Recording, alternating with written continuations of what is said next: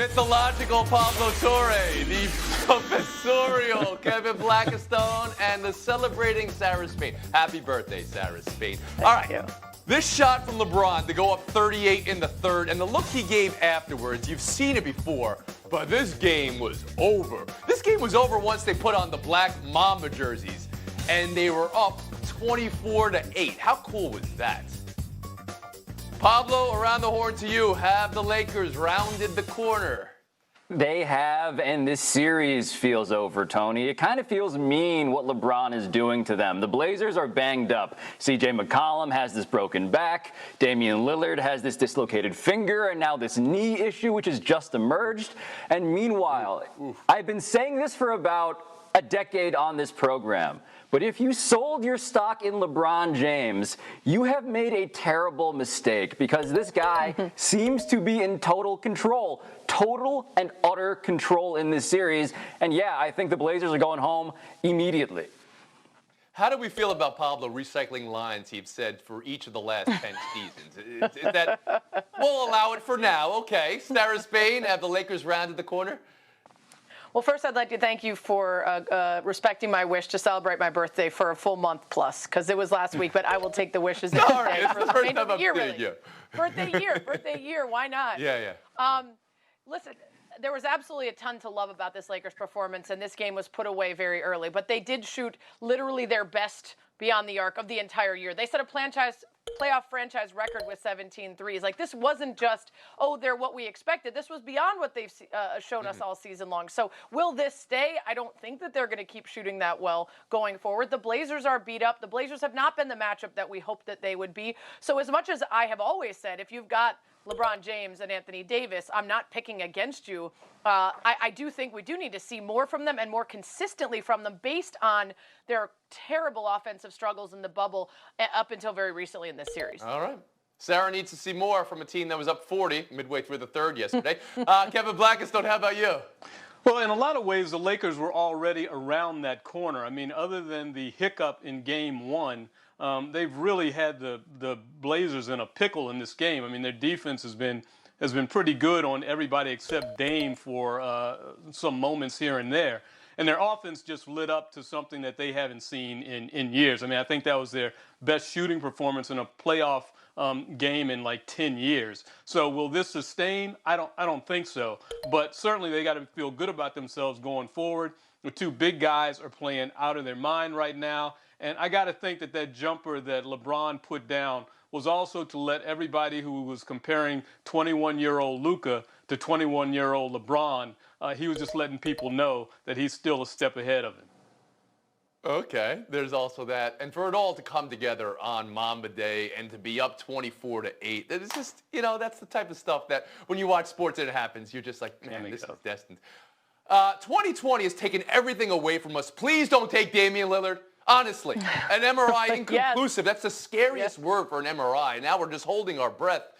And it's just been so magical a year for him. It can't end like this. That's you don't need to have a take on that, please. I'm just saying it. I'm putting it out there. We'll move on. We move on to the bricks.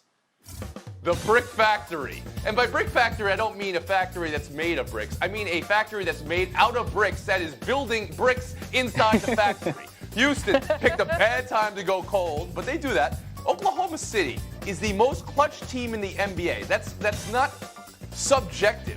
How do you explain how they close out games better than anybody in the NBA this year? So, Sarah Spain, what's gone wrong for Houston, but what's gone right for Oklahoma City to make this series even at 2?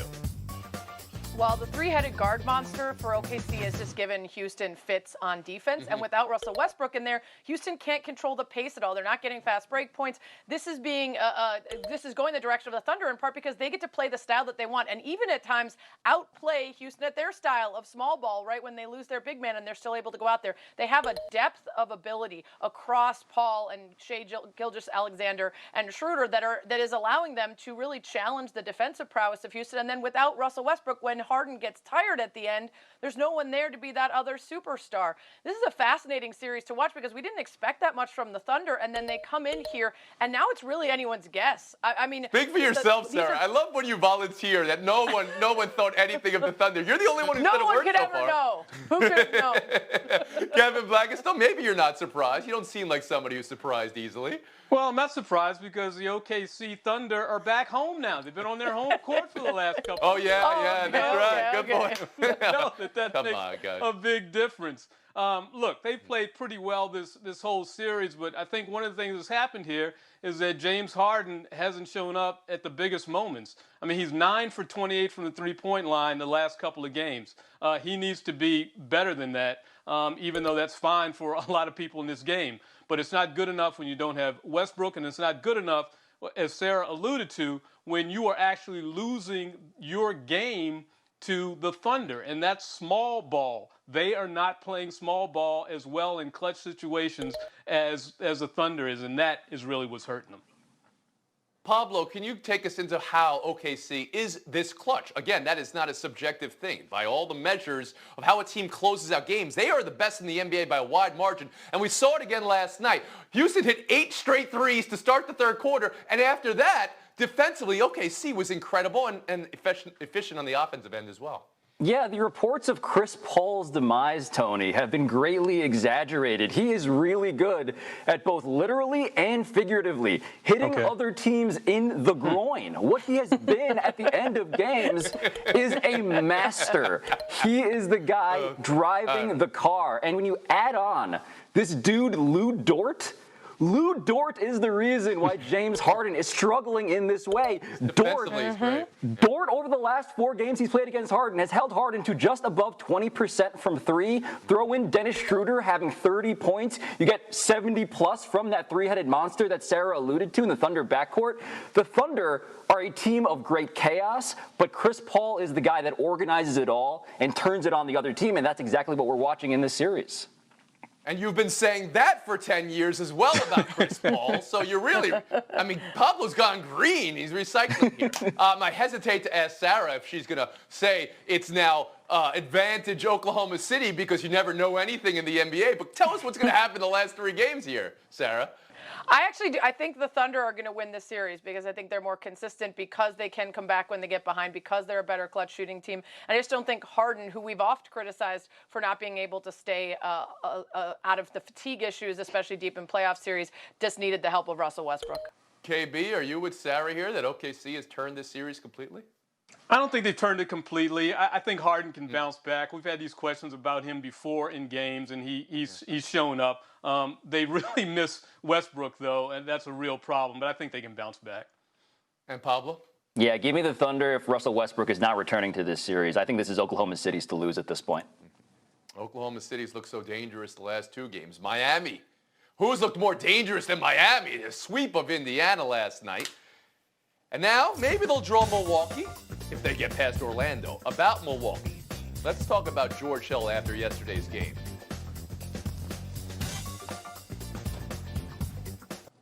I mean, we can't do anything.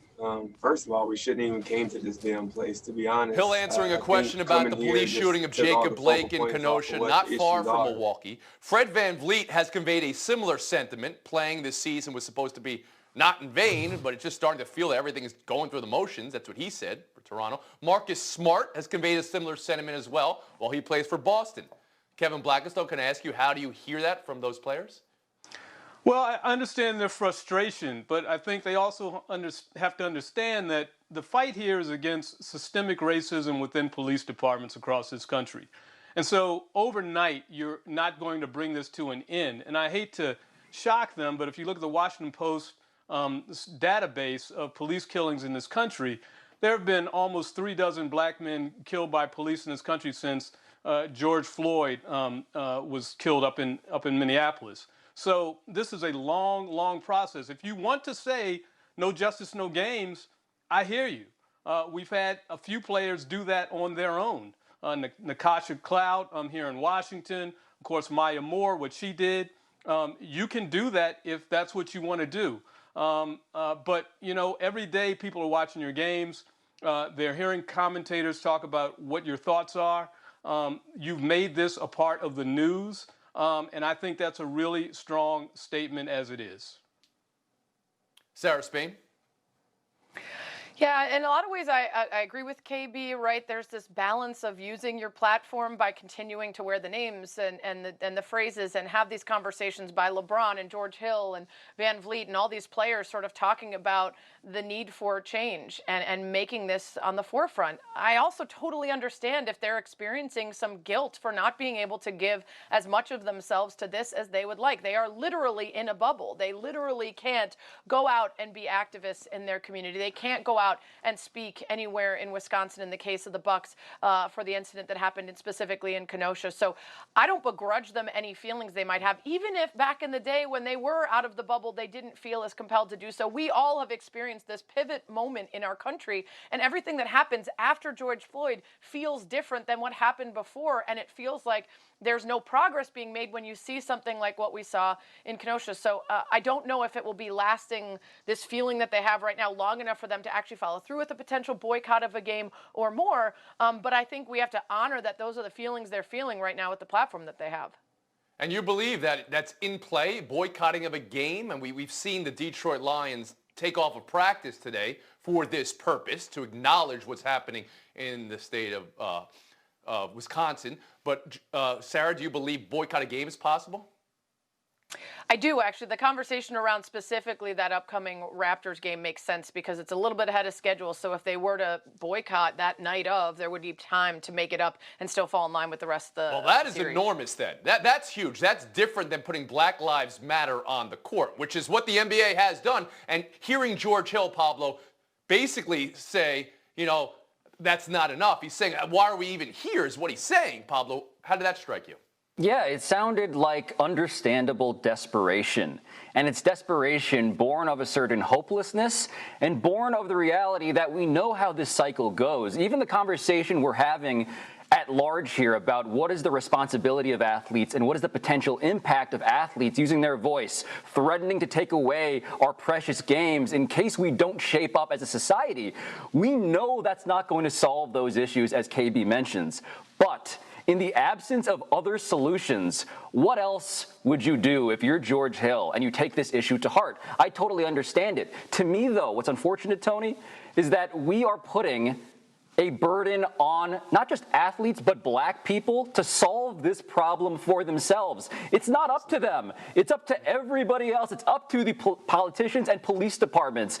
This seems to be its own version of a sad distraction because that's not who's going to solve this issue in the end. Thanks for your thoughts on that. Take a break right here. Coming up, Clippers Mavericks Game 5. Luka's encore. Paul George's non-core. Lost in the Luka mania of the shot. Dallas, I mean, they came back from 21 down in that game. They came back from 18-2 a few games ago. There have been huge chunks of games.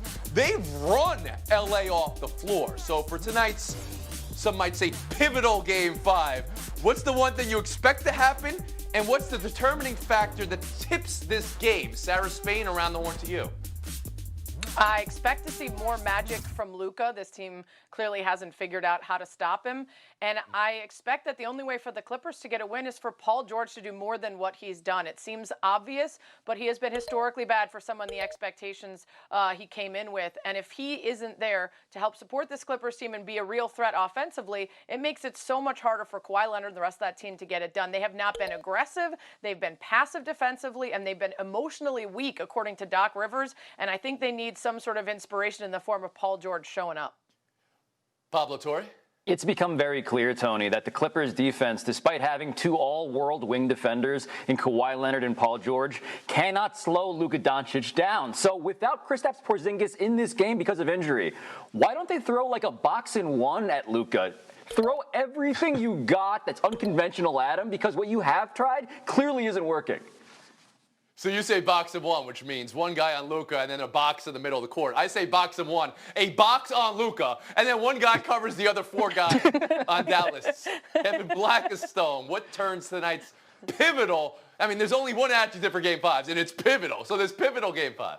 It is pivotal for playoff P. I mean, you cannot ignore his disappearance There you in the go. series. 10 for 47. The worst shooting percentage of anybody in the playoffs with at least 50 attempts. This is incredibly bad. And coming from a guy who came back in this league from, from an injury that was it looked like he would never come back from. So I got to think he's going to rebound at least for one night and turn this thing around. So you've got who tonight? You've got the Clippers. You have Paul George making an appearance in the series. You got the Pablo. How about you? I have the Clippers, but I do have Luka Doncic making an unboxing video tonight. And Sarah Spain, how about you? I've got another great game from Luka, and the Clippers still haven't figured it out yet. I got the Mavs. We'll move on. Buy or sell, too. Jay Wright in Philadelphia. Is there still smoke here? I asked yesterday's panel. Nobody thought he was leaving Villanova for the Sixers, but maybe you guys do. You can weigh in on that. And also, Elton Brand still GMing this team, running this team. Today he said he is not trading Ben Simmons or Joel Embiid. He's going to make it work. Kevin Blackistone, around the horn to you. What makes most sense for Philly, either from the coach or from the rotation standpoint? Well, from the roster standpoint, you got to keep those two talents together. Make it work. Find a veteran coach out there who can make it work. We've seen what happens when you break up two young talents like that. Remember Marbury and Garnett up in Minnesota, a horrible decision.